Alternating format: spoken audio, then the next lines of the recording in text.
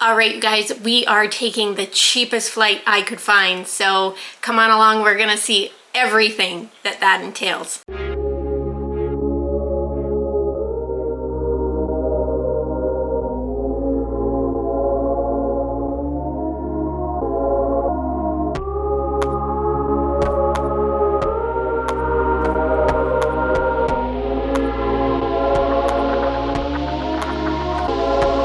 In this video, we're going to talk about the cheapy airline, Frontier. I'm going to give you one guess where we are going to end up. So let's get into the price of Frontier Airlines.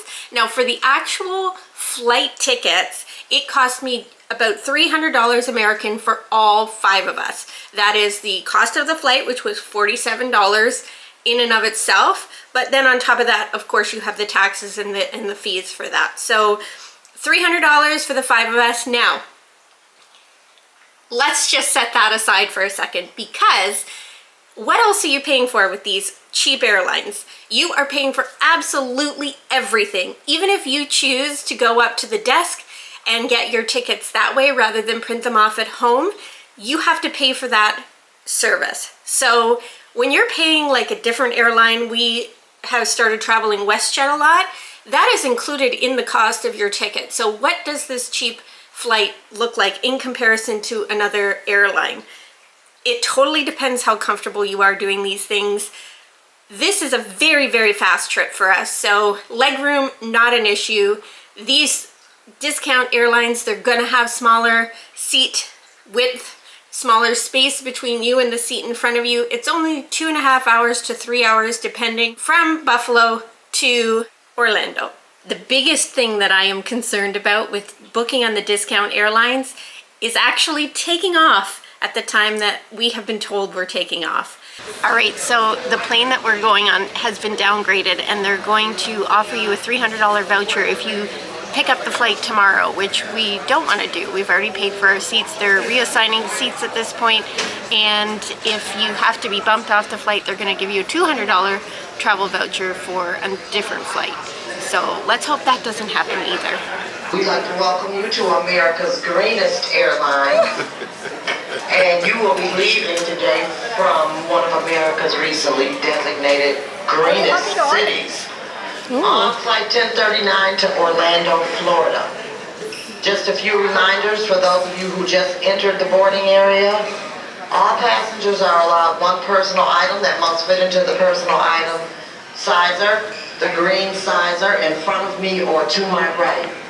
We're a little early today. You may want to take a few minutes and check your personal item to see that you're in size compliance. If you are not, please go online at flyfrontier.com, or you can download the Frontier app and pay for a carry-on bag. So for Frontier specifically, the dimensions of the bag are 14 inches high, 18 inches wide, and 8 inches deep. I have these magical bags that I bought from Costco. They are just tiny little rolly bags, and they fit those dimensions perfectly. I use them for personal item all the time. And the best part about them is they slide right underneath the seat in front of you, and you don't have to take up that space above, which I believe is why they want them so small, is so that you're not taking up the space for people who are paying for their carry-on. Now, Frontier is going to email you quite often. They're actually pretty relentless. It's fantastic if you need that reminder. They send you the confirmation of your flight again right before you go, and you need to check in online. So again, if you're going to go to a person, you need to pay for that. So print your tickets before you go. That is completely your responsibility, 100%. So it's about 20 minutes to 1. We're supposed to board at 1. So it looks like we're on time.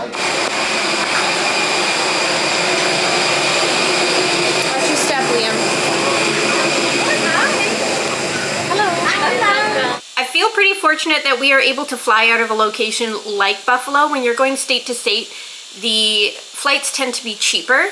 Also, we're avoiding the process of customs. in the airport. So we're going through customs at the border and then we're able to take off. It's a lot easier process. And that's what I'm all about, is making this process easier, which is why we simplify and take smaller bags, etc., etc. So anytime I can make the process just a little bit easier, I will do that. Now, some people don't like to drive. We actually enjoy the road trip as part of the trip. So that's not an issue for us.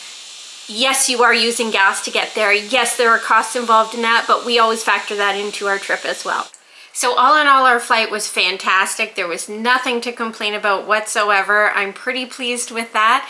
We did have the slight issue of people being booted off of our plane. Now, I think most people stepped forward and took the voucher. They got more money if they agreed to step off the plane rather than being kicked off the plane. So I feel like that actually worked out. I don't know if selecting our seats ahead of time, I had paid to select our seats, if that made any difference whatsoever. Our seats went from mid-plane to back of plane, so it was a much smaller plane, and I don't know what happened to all those people that might have chosen the seats behind me. There was some seat assignments going on, reassignments going on, so all in all, it worked out great for us. We didn't have to step off the plane. We had a very short time away, so us taking that extra day to get there would have just shortened it even that much more, and I don't even know if we would have made it on time for what we had planned. So if I was to do it again, would I choose Frontier again? Absolutely, yes, I would. It still makes me nervous whether or not we're going to take off, but I feel like that would be any flight I took.